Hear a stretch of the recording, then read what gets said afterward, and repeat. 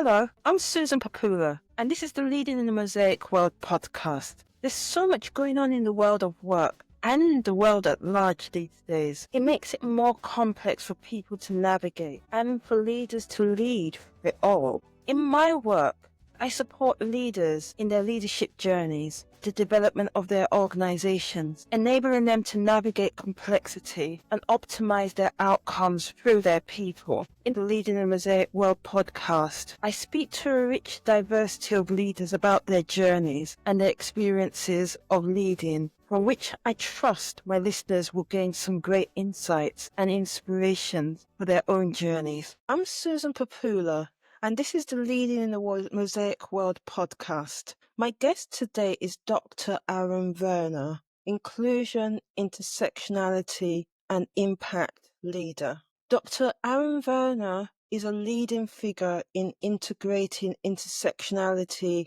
in systems, policy and programs, both nationally here in the UK and internationally. He is Head of Equality and Inclusion at the University of London and a Fellow of the Royal Society of Arts, as well as completing his PhD exploring intersectionality in healthcare students' learning, retention and success. He has led the integration and embedding of intersectionality and anti-racist practice in local government commissioning, nationally and globally, programs in education and public sector. He holds a number of national board and advisory roles, and his edited collection, Anti-Racism in Higher Education, an Action Guide for Change, published in 2022, continues to influence and accelerate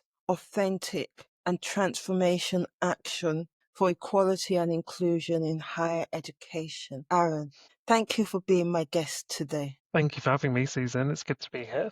And can I start off by asking you, around when, just like what decade and where were you born? So I was born in the late 1980s, born and raised in southwest London to my parents who moved to the UK when they were about 15 or 16 years old. So my dad migrated from North India and my mother moved from Tanzania. But as a family, we mostly grew up in the UK in London. Yeah, and that's quite interesting that your parents moved to a new country in their teens, their late teens, and Yeah, it's quite interesting because my parents and they speak more about some of the reasons why they had to move. So, for example, my dad growing up in a post-partition world, um, and that came with different issues and challenges around pollution and still kind of some civil unrest as well in some ways, that there was more opportunity in the UK, and that was kind of like the thing to do in some ways. Similarly for my mother, there was civil unrest growing in Tanzania at the time as well,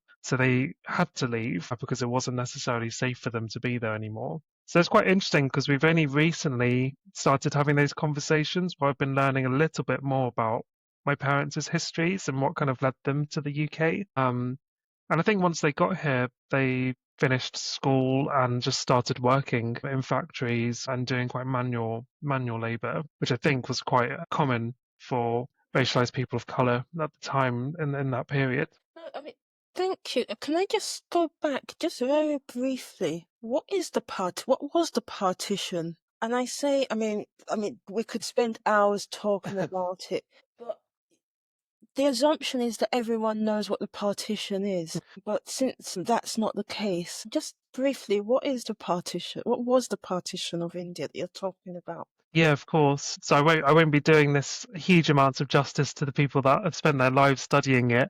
But in short, when the British Empire ruled in India and some parts of the South Asian subcontinent, they created, in particular, the northwest of India. They divided Pakistan, what is now known as Pakistan, and India with a border, and essentially were trying to separate the Muslim and the Hindu and Sikh communities from each other, due to kind of increasing tensions under the British Empire rule as well. So partition was essentially the parting of or the dividing of a country into two different nations, essentially. And then after that time, the British Empire then left as well. There are some great books and texts out there which will give much more detail than I have done, but Yeah. hopefully that gives a definition in brief for that. No, definitely. I mean, and I recently have listened to the Empire podcast that goes in a lot of detail Mm, into the history of India pre-colonialism, during colonialism, leading up to the partition, yeah, and what happened thereafter. So as you said, they're books that people can read. mm, And also there is the podcast if you're someone that doesn't have that much time yeah, to read the books. And I think it's important because it touches on why they came to the UK, what your mum for different reasons of unrest, because a lot of the time when we talk about people migrating to a new country, especially Western countries, we don't always recognize the complexities and the issues and challenges that have led them to do so. And so it's great that they were able to come, great that they were able to finish their education and get work here. And yeah, during that process, I guess during that time, they had you. yeah. You were born in Southwest London. Where did you grow up and what was life like for you growing up? Yeah, it was quite interesting. I think at the time my parents worked 6 to 7 days a week, so they ran their own small business, a dry cleaning shop, and they had a sort of a corner shop type thing as well. So they worked all days of the week. We grew up in a predominantly white area, and we were one of very few kind of Asian families living on the street at the time, or I think the only one when I remember growing up at the time. I think one of the things that you don't realize, or I didn't necessarily realize when I think back to that, is necessarily the difference or the sense of difference. It became the norm because that was my environment, that was the culture I was in. I went to a Church of England school, and it was just becoming the everyday kind of life in some ways. So life growing up was quite. I wouldn't say kind of there was much difference, but it was good. We were quite fortunate in some ways. I think one of the things that I noticed though as I was growing up was this disconnect between the two worlds that I was moving through. I grew up with in a Hindu environment with a very strong Indian family values and community as well, which was happening in my parents' house and with our cousins and aunties and uncles and everything, going to weddings or celebrations and celebrating Diwali and all these different kind of Hindu Indian festivals. And that was one world. And then the second world was me navigating Southwest London, a predominantly white area, going to a Church of England school, studying the Bible and singing hymns on a daily basis, doing all these things. And one of the things that I found quite amusing later on was as I grew up was in Hinduism you celebrate fire as a way of connecting with God. And in Christianity you do not celebrate fire because it's representative of kind of sin or that kind of negative light. So I remember just seeing these two kinds of framings of things that are so powerful in different ways and in different cultures. I think as I grew up as a kind of going into my teenage years, things started to become more complicated because at one point I was living sort of in two worlds, but then I was also I really knew from quite a young age that I was queer and gay as well. So there was also that confounding factor, which kind of didn't help me find space to occupy in either of those worlds. I had to find another space as well. So it was quite an interesting time because I felt like I was a lone traveler moving between different cultures and different worlds and different bubbles. And I hadn't really found my kind of place or position in all of that yet. And so I think growing up was quite interesting at that time, and there weren't really any role models that sat between or sat across those different places or kind of identities and cultures as well. So it was quite it was a, it was a joyful time, but at the same time I was very kind of I was existing within quite a lot of tension and friction between who I was turning out to be and so on and so forth. And there's so much in that. Like, there's so much richness in that. Because at one level, you could say you had the privilege of knowing and understanding different cultures and environments. But then on the other hand, there's the sense of where do I fit? Where do I belong? Because we increasingly talk about belonging Mm.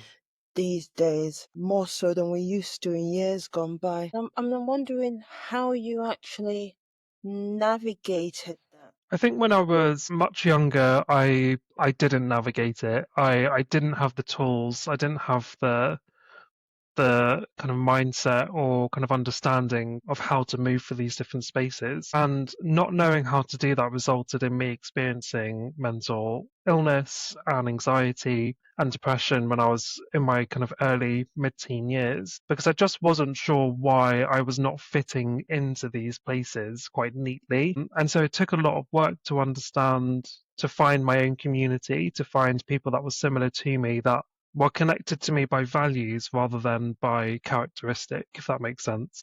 It does, in fact, dare I say that that is very mosaic. Yep.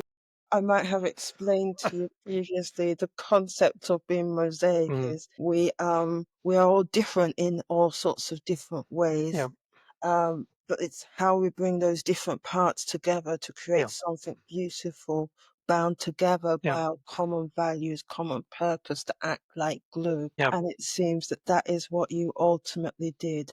Though I must say, I'm sorry to hear what you went through in order to eventually yeah, get to the place yeah. that you are in now. Yeah, and it took a while to get to that place because I think what I was looking for was a representative role model, someone that had the same characteristics as me or identities as me, that was succeeding and thriving. But in reality, that person didn't necessarily exist. And when I was growing up, so it kind of going through a series of counseling when I was a teenager, trying to make sense and accept myself and learn that, I became more values driven. I think going through that helped me understand that I need to find people in the community who we share those values, we share interests, and we share those kinds of ideals that will bring us closer together, that will sustain our friendships or sustain our community and belonging together more broadly. But at the same time, I think it's always nice to be able to see people that look and feel like you around sometimes, isn't it? It's that kind of, it's a little bit of reassurance that you're not the only one. But I say this in hindsight because I've learned a lot since then, and I look back on those experiences in a slightly different way as well. But yeah, no, it was interesting growing up. It was tough at times, but then at the same time, my parents gave such a huge foundation of a strong work ethic, always making sure we had family dinners and things like that. Those are things which I think really kind of ensured that I had some grounding in what was important to me as well. So I've kind of learned to appreciate some of these things, even though I may not have liked it as a teenage rebel at the time. I've learned to kind of appreciate those, now that time has gone past a bit. And it also sounds to me, correct me if I'm wrong, but it sounds as if you had parents that were quite supportive. Yeah, so my parents were, my dad was working 6 to 7 days a week mostly. My mum was working at least 5 days, 5 to 6 days a week, and they both kind of helped out the shop. So I grew up at school and then also helping them in their dry cleaning business, and that meant either putting papers into the trays and organizing papers, or making the hangers for clothes to go on. And as I got older, I was steaming shirts and ironing and things like that. So I was working with them if I wasn't at school. My parents were very supportive of, education. They didn't have a university degree, and they stopped school after 16, so they didn't know what that looked like. They couldn't role model that in any way. But they were very supportive of making sure we completed our education and we did our best. But they didn't have the skills or to support us with homework and things like that. So they were supportive in that sense. I think when I came out as gay, that was a difficult thing for them because it was uh, a lot to comprehend. They came from a culture and generation where being gay and being part of the queer community is just doesn't exist in their worlds. So there was quite a significant learning journey for them. We didn't speak for a while, but then we kind of came back in touch and reconnected, and our relationship transformed as a result of that as well. So yeah, so I think they've been supported in a lot in some ways, in other ways they've been less supportive.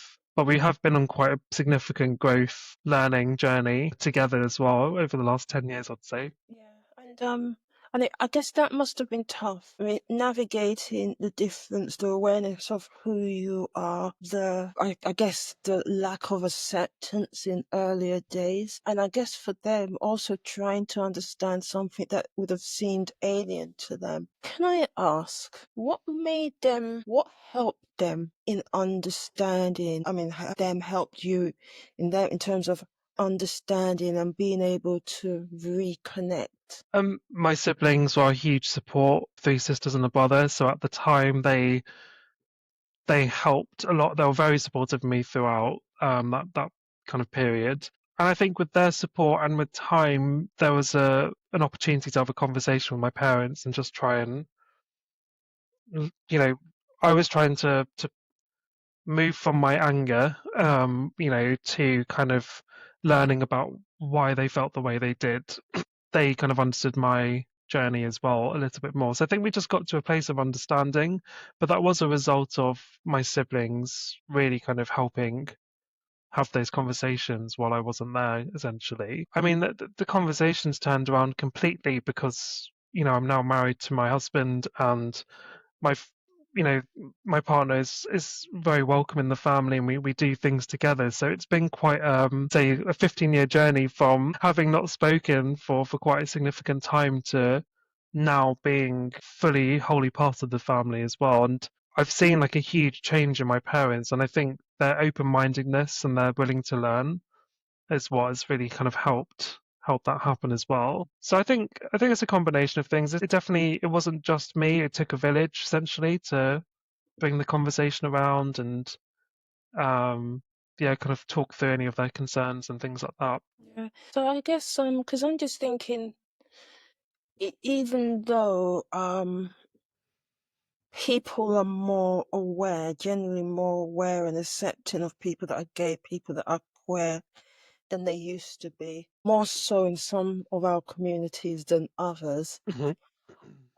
But there's still some that struggle with that. Yeah. So I guess there is something big about time, journey, communication, getting people to advocate or support that come Yeah. to play. Yeah.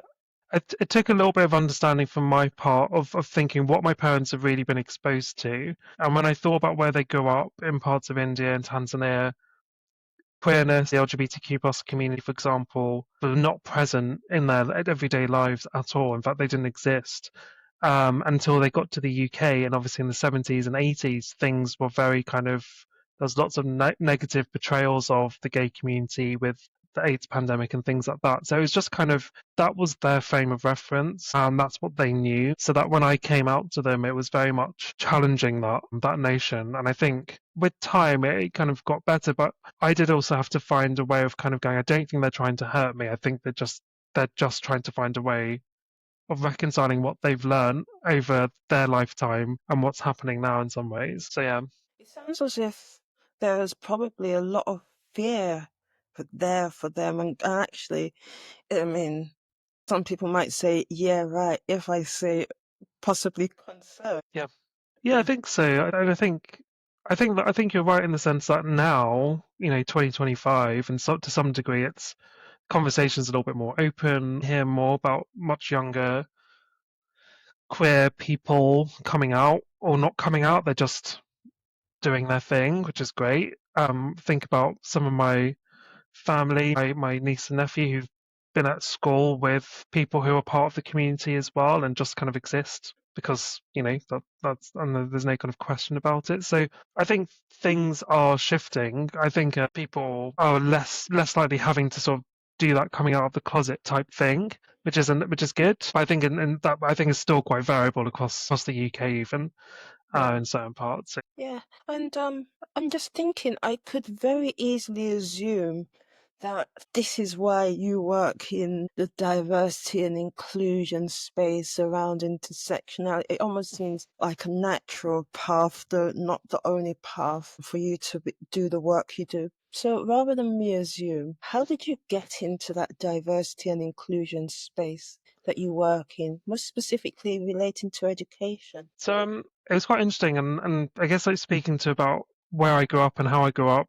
When I was thinking about sort of careers and future work and things like that, equality, inclusion, never really came up as a career avenue or in any way, shape, or form. I had no idea that these jobs existed. I don't think these jobs existed in the way they do now in some ways. I was interested in people. I was interested in psychology. I was part of the Amnesty International student group when I was at school because I was interested in why certain people have differential experiences, why are some people marginalized more than others. And I had those questions from quite a young age about why does difference mean inequality? Why does difference mean that some people are worse off than others? So I was asking those kind of questions as I couldn't understand why two people who are in the same organization would have very different outcomes, and they might look and sound different in some way, shape, or form. I just couldn't understand why that was the case. So I was interested in behavior and psychology, and that was my main sort of initial interest. As I kind of delved further into my academic study and went to my doctorate, I started to explore and understand issues on gender inequality and women's rights and feminism and so on and so forth. And then it just kind of broadened out as I started to get in touch with concepts like intersectionality and learn about where that came from. I kind of grew into it through my academic life. Academia is quite nice because you have flexibility to explore, pursue the things that you think are, quite interesting, are innovative, are going to open up an interesting conversation about who we are and where we are in the world. When I left academia, I took a job. I was looking at research roles, and I ended up in a number of research positions in local government, in the third sector, using my skills to tackle inequality. So in local government, I was working on redesigning a domestic abuse system in the local area, working with women of colour, Muslim women, to try and understand how we make refuges more inclusive through research. I helped redesign a mental health system, for example, again, working with marginalized communities. So I started to see this pattern emerge through the different things I was working in, the different environments, that there was inequalities there, and everything I was doing was drawing to closing those gaps in some ways. But I wasn't necessarily in an explicitly focused equalities job at the time because they didn't exist, not even in the places I worked. When I left the third sector, a job came up for looking at race equality in higher education, and that was the first job I saw, which I thought, oh, okay, there's actually something I could do here in this particular space and perceive that more explicitly. So I think the career route was quite broad, going from not knowing any of these roles existed to essentially finding them. But in terms of my interest in equality and tackling inequality, I think it's safe to say that's definitely been a part of my journey since I can remember. In that school, I was working with special education needs children when I was about 14 years old, supporting them with homework and doing breakfast clubs with them and being a peer mentor and things like that. And I just think back to that and realize that all of these things were related to creating more inclusive cultures. I just didn't know it until a few years ago, and I was thinking, oh, this has been a big part of my life. I just never caught that thread. So yes, I feel quite grateful that I'm in a position now where I can actually do something that represents and builds on all those things. But I guess from my perspective, Susan, the main thing for me is really kind of still building a sense of community with people in where they are, making sure that their outcomes are fair, as well, and make sure people have that sense of they can be a part of something that's more, that's bigger than them. And so those are things that I think are important for me, and that's kind of, I think, brought me to the equality space in some ways. And also, it's I've just met some really cool people, so I've been very fortunate in that way. I've just met some really, really amazing people in this particular space doing incredible work. So I think that's also kind of helped things along too. Yeah. No, that all makes sense. And it's funny, as you were talking, I smiled because in many ways you are describing a mosaic world where everyone is able to be who they are. Because I talk about human value, everyone's value. How do we enable people's value to be realized, for people to be the best that they can be? And essentially, that's what you're talking about. And in different ways, what you reference using different language. And it's interesting when you mention difference and recognizing people's different experiences. And so different experiences, circumstances, and outcomes. Because there are a lot of people that will say fundamentally we are all the same. Yes, we have differences, and so we don't need to focus on, as they say, DEI. It's almost become a dirty word for some people, and they talk about being woke, and it's like Yep. all negative. And we know what's happening in America, where it's like not just I mean, there's a big pushback in the UK, and in America it's just like we're going to get rid of DEI. And you see some organizations, high profile organizations as well, that are pushing back and saying we're not going to be doing training around DI and all. What do you say to them? I think it's a really difficult period at the moment. I think you're absolutely right. The framing of the initials EDI, DEI, whichever is used, has become stigmatized completely. I think people have lost sight of the why. I think people have lost sight of the why. I think also in some ways, some of the interventions and programs have not necessarily been fairly or properly evaluated in a way that we can see what progress or change has really happened as well. I think the way in which it's represented as well has not been particularly positive, which is what it is in some ways. I think in terms of my kind of position and response is if I'm thinking about the equality and inclusion profession as a professional path, this is not a forged path. It's not something that is a professional career route, and it hasn't been for a while. I think typically equality and inclusion has been attributed to an additional module in the HR program, and what we're seeing is more kind of people in equality and inclusion lead roles that have not come from HR. They've come from a range of different backgrounds or kind of interests as well. So there is something about kind of ensuring that there's stronger validity to people doing the work, and whether that's through qualifications or validation in that way, I think that can help. But I think that from my perspective is, if we're having a backlash against equality and inclusion work, I kind of think of that exercise of doing the 5 whys of why is it such a problem that we want to enable an organisation or society to be fairer and more inclusive? And what is the perception that equality and inclusion has actually become exclusive? I think good equality and inclusion work shouldn't exclude anyone. It should positively act, because that's within the legislative framework, and there's certain things that need to be done. Generally speaking, I think there's been more spotlight on equality and inclusion programs and interventions that have not worked and have been quite divisive, when actually a majority of people working in this space are trying to do the exact opposite. So I think there's more messaging and more kind of framing to be done in that way. But I speak with a lot of equality and inclusion leads who are scared about the future of their roles and what that means for their work as well, more broadly. I think the saving grace in some ways is the current UK government administration, which is being quite forthcoming about certain amendments to the Equality Act and kind of finishing what they started essentially. So I think in the UK in a slightly different framework, different culture. But I still think there's a little bit of fear about what's going on across the Atlantic. And it is tough. For me, I also feel that it brings about an opportunity, and that is the opportunity for people in the space to review what they're doing, what really works, to make sure what they're doing is really, as you say, inclusive, working for everyone. Accept where things may have gone wrong in the past, understand the concerns that people have, and see what's valid and otherwise.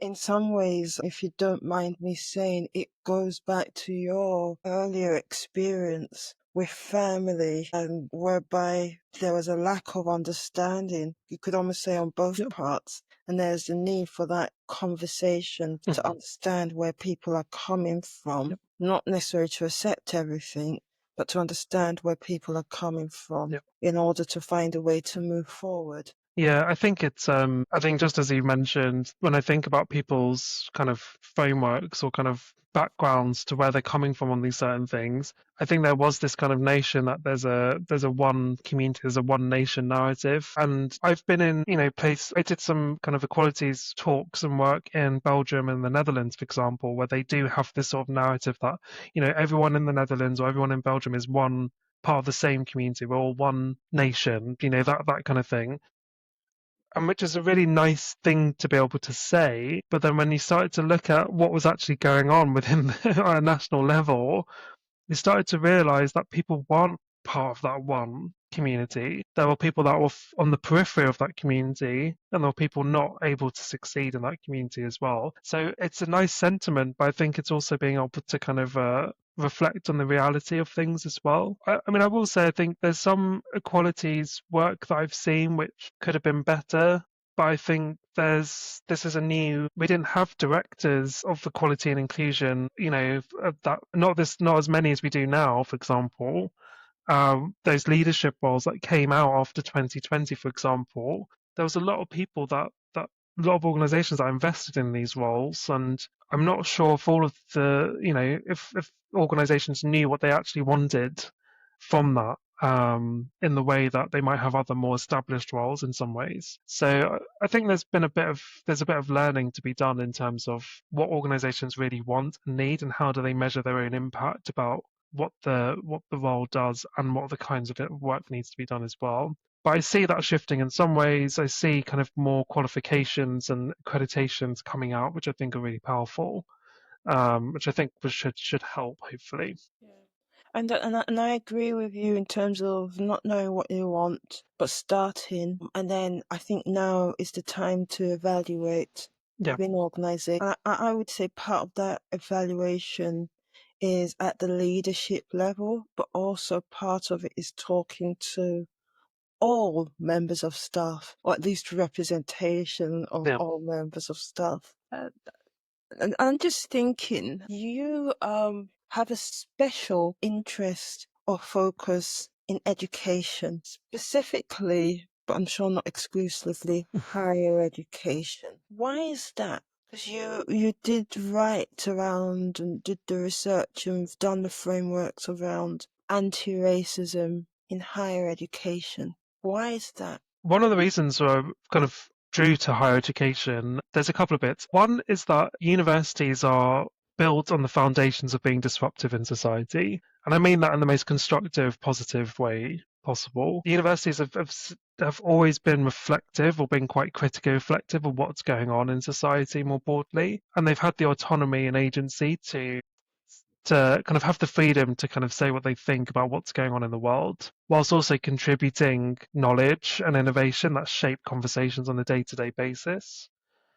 If we think about innovations and things that happen on an everyday basis, a lot of them come from university environments, thinking about cures for, or kind of vaccines for COVID-19, all the way through to contributing conversations and knowledge about what freedom of speech actually really means. A lot of that stuff has come out of the university sphere. So I think universities play a hugely transformative role, both in their local communities and also to kind of national knowledge, and kind of like shifting the dial on where we are and the conversations we're having.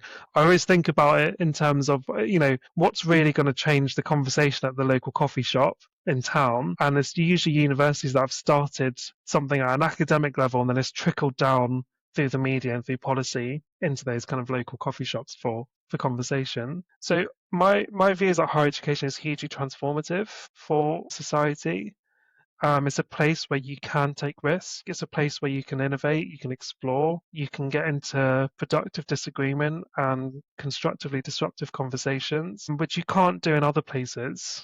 Or may not be able to do in other places. So when I kind of focused on higher education, when I published my edited book, Anti-Race in Higher Education, it was really kind of saying that universities are really the place where change could happen, and then it could be scaled or it could be explored in different facets of society as well. If I think about like sort of universities being disruptive, that's just in the legacy of it. Education is quite a disruptive thing generally. It's a powerful thing for people. Getting that higher education or higher degree is really powerful for people as well. We see that reflected in various kind of contributions to the economy and all that kind of stuff as well. But that's probably where I've been most drawn to higher education. I think it's also kind of where I've spent a significant amount of time. I've done, having gone up to a PhD level, I've spent a lot of time in universities. So it's the place where I'm most familiar with as well. Universities are a place where I probably feel most like maybe my second or third home in some ways in terms of that environment. Yeah, and thank you for that.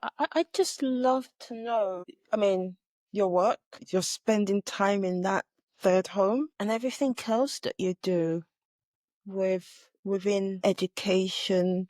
You've written the book, you've worked on a number of different projects within the space. I'm just curious about one or two of the key things that you may have done in that space over time that has had significant impact that we can all learn from, both for education spaces and the wider world of work. Yeah, I think the first thing was when I was head of race equality at um, it's like a higher education membership body, so we work across the UK sector. I was leading the development of what was then called the Race Equality Charter, which is a national framework for higher education, UK universities to adopt the charter and kind of use it to guide their race equality work more broadly. Through the development, one of the things I noticed was essentially that universities didn't necessarily have collective outcomes or shared kind of approaches in this particular space. And from my perspective and from my learning when I was working in government commissioning,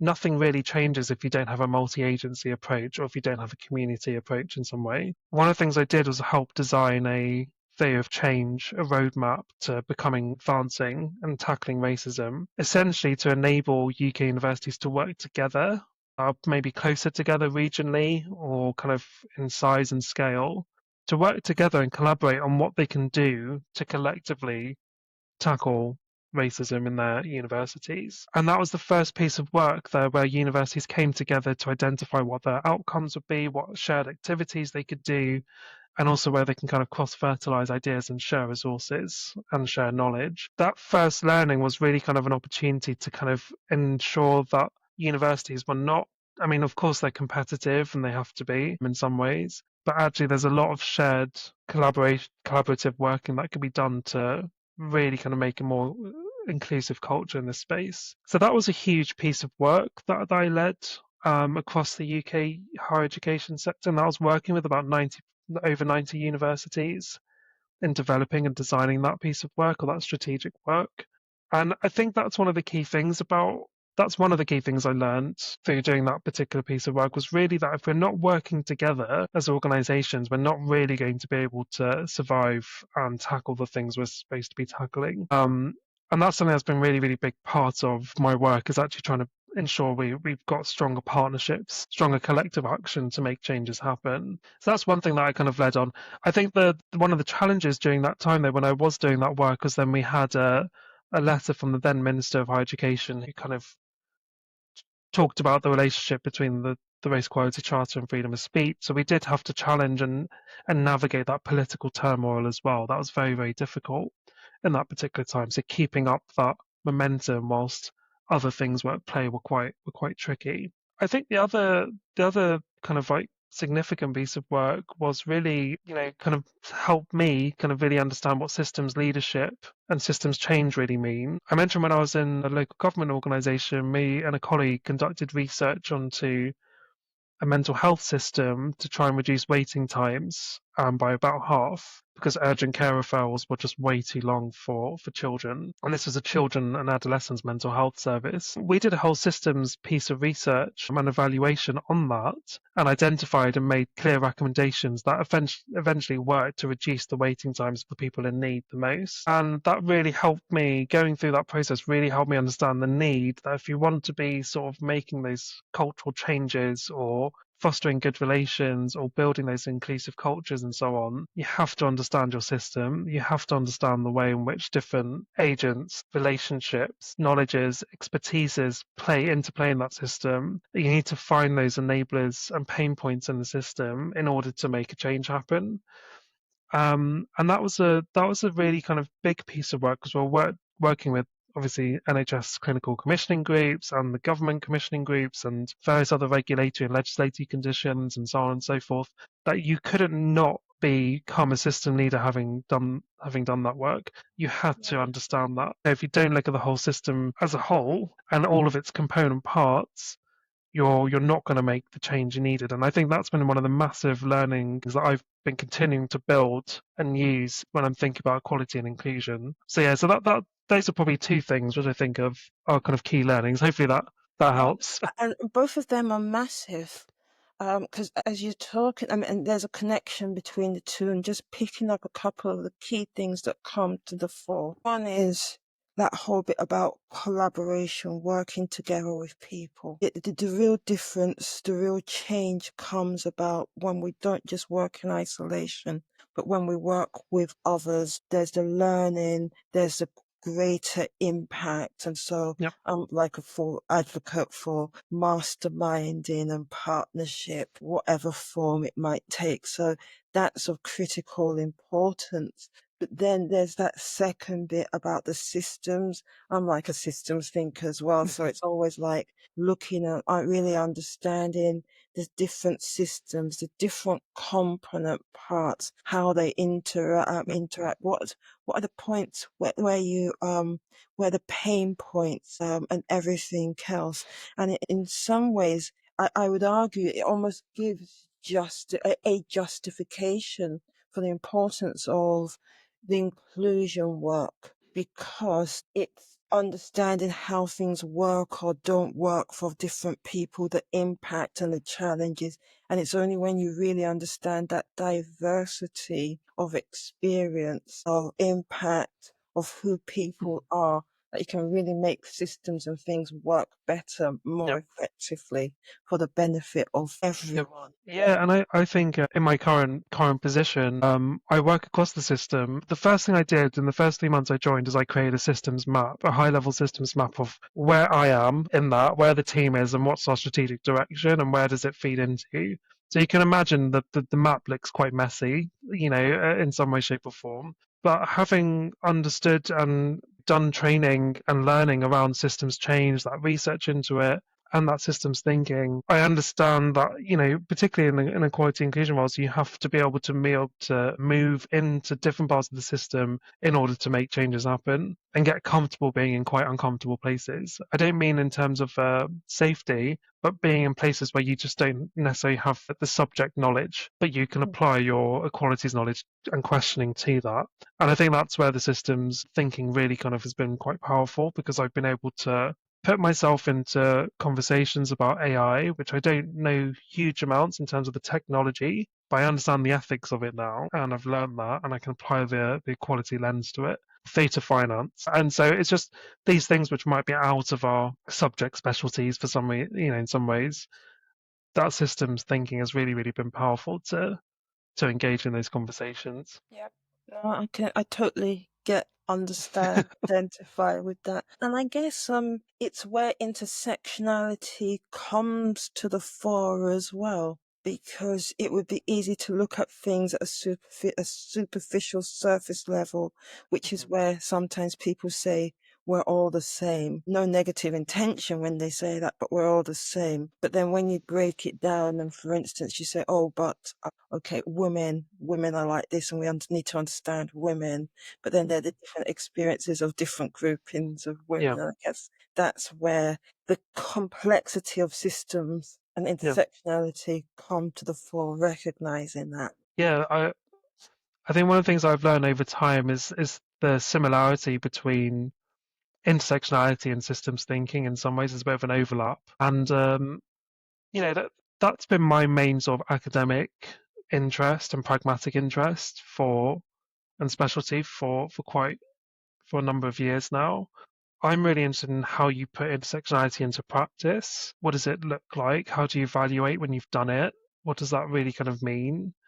Um, and that's particularly where I think it's conducive to systems thinking, because on one level, you need to understand the structure of where you are, and intersectionality has a whole kind of theory and model around what structure looks like from an inclusion perspective. You then need to think about where people are positioned within that structure and that system. Why are they positioned in that system in that way? What has led them to that place? Why can they not go any further? That's where you start to get into the pain points in some ways of the system. And then you need to look at the political side. So what are the policies that have enabled or inhibited them from moving, being able to report if they've got a problem, being able to seek help, being able to succeed or promote in some ways? What are those policies saying, and what's the wider policy, the national policy saying in some ways? What's the narrative? And then also thinking about from an intersectional perspective in the system is how are those groups represented? What's the story being told about people experiencing marginalization or experiencing inequality? And more often than not, we see certain groups being represented in a negative light, and that has an impact on what they do and how they move through the world as well. And I think this is where we kind of, applying intersectionality, thinking about it in that systems context, can open up quite difficult conversations about what's actually going on in this one system, in this one community, in this one world. That yes, we all are human, but why is there still such difference in these particular spaces and places? And that's why I find it really interesting in some ways, because you then also have to think about people's complexity, people's different intersecting characteristics and identities, and what makes people who they are, and also break down the notion that equalities are single track issues. That actually, for some people, experiencing sexual harassment is not just sexual harassment. There's actually could be a range of things that intersect and shape that person's experience related to ableism, racism, xenophobia, so on and so forth. So it's kind of respecting that if someone is experiencing one thing, it's not just that one thing that they might be experiencing. It's kind of going, well, actually, their experience and their outcomes could be worse because of X, Y, and Z as well. So I think it's broadening the frame, and I think that's the thing that I'm really interested in challenging, really interested in breaking down these notions of equality silos. So yeah. And I guess all of that is what makes it interesting. That means that it's never boring, and there's always something new to delve in, to explore, and hopefully to make better. One of the things that I do challenge, though, and I may have said it to you in previous conversations, is the term or terms such as anti-racism. Because most of what you've spoken about is what we're for, what we want to achieve, what we want to see and be. Anti-racism seems to talk of what we're against, which almost feels like negative, what we're against, but what's the vision? What's the picture? And so I just wonder, why do you use the term, as do some others, anti-racism, as opposed to something that creates, in my mind, a vision, a mosaic? I think similar to the way in which EDI as initialism has been stigmatized, so is the word or phrase anti-racism. There's nothing, from my perspective, that is negative about using that particular phrase. In fact, I see it as a really powerful and positive and joyful thing to use. But actually, to be against racism or to be against an inequality or specific inequality in some ways, surely that's a good thing, And when I was thinking about the title of that edited collection, and thinking about what is an anti-racist society really, it kind of felt appropriate to put that phrase on the cover of the book, because one, it creates a little bit of something unsettling, but also hopefully invitational to kind of learn a little bit more about what it is. But I agree in some ways in that the word anti-racism has been kind of pigeonholed into sort of that the kind of words of like woke and EDI and all that kind of stuff. But I do argue that to use the word anti-racism is actually a hugely joyful thing, because it's about being against something that shouldn't be right in our society, that shouldn't exist. I think the other thing, though, where it does kind of create a little bit of challenge is, people think it's acceptable to be not racist. And I think it's just kind of encouraging to people to go, when you're in a space that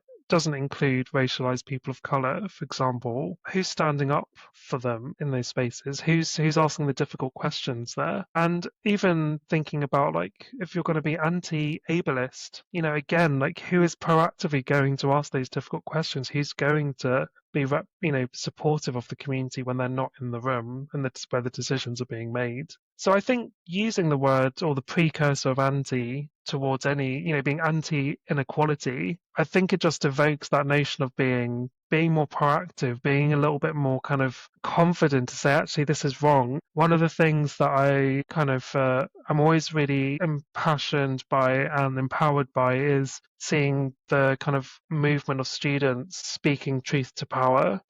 I think that's another reason why I'm drawn to higher education, because I see we've seen a lot of student movements over the decades as well. But the ways in which students now are kind of using their voice, speaking truth to power, saying what they're feeling, and using terms like anti-racism, I think it's just really, really powerful, and I think it is kind of helping shift the conversation in some ways. But yeah, so I think those are things we should be kind of confident to say. The confidence I see in students, I'd love to see that more in non-students sometimes as well. I think sometimes we can get a little bit um, pressured by our organizational structures sometimes. Yeah, and I hear where you're coming from, and I guess for me, anti-racism is a step, almost a starting point, but it's on what next, and two, going back to our earlier conversation, I hope you don't mind me doing Yeah. so, it's how does that engage fully the person that doesn't see the issue or the person that is questioning things? So for me, I guess if we challenge people, like the young person challenging people, a lot of the time we do it from the perspective of self without seeing the perspective of the other person. So for me, it's if we start with the anti-racism, if we start with what we're against and what we're wrong, well, we're also listening to the other person, but also we also paint a vision of what we do want to see. Yeah. That would be probably the ideal. And I guess on that note, I just would love to know, for you, what's fundamentally next, or possibly better put, when do you come to the end of your days with all the work, amazing work that you've done and are continuing to do?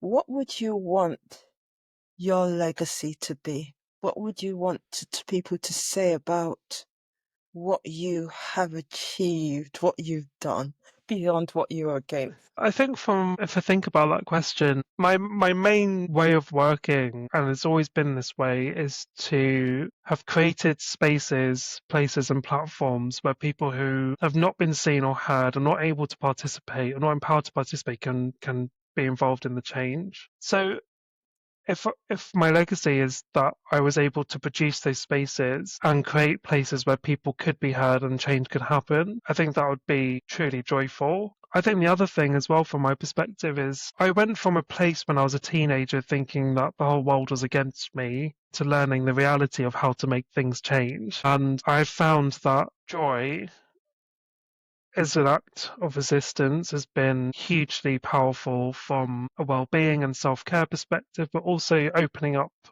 spaces where people maybe haven't necessarily felt they could be part of the conversation too. And I would hope that would be part of my my legacy as well in some ways, being able to have practiced and really kind of lived the joy of this work as well, because it has brought me to a very deeper sense of self, has brought me to a very deeper sense of learning and a deeper connection with people that really inspire me as well. So I think maybe that those are two things, is that one, being known for being able to create the spaces and platforms that people can be heard, and two, to be able to known for always trying to bring a joyful narrative to the work we do. Yeah, thank you very much. I like the constant reference, Joy. And so to conclude, if people want to connect with you or contact with you, how do they find you? So you can search for me on LinkedIn. I think Dr. Arun Verma is what it will probably come up as. I've also got my website, www.arunverma.co.uk as well. So there's lots of information about things I'm working on and doing too. On my LinkedIn, I have a newsletter as well, which is titled Intersectionality Unfiltered, which I talk about and apply intersectionality to different contentious issues where I can as well. So yeah. Thank you very much. Really enjoyed talking to you. Thanks, Susan. Thank you for listening to this episode of the Leading in the Mosaic World podcast. Do visit our website at www.mosaicworld.live to find out more about what we do and how we can be of support to you. Alternatively, connect with me, Susan Popoola, spelt Popoola, on LinkedIn, and let me know what you think of the podcast. Also, don't forget to subscribe to the podcast, give it a first-class rating, and tell everyone you know all about it. Thank you.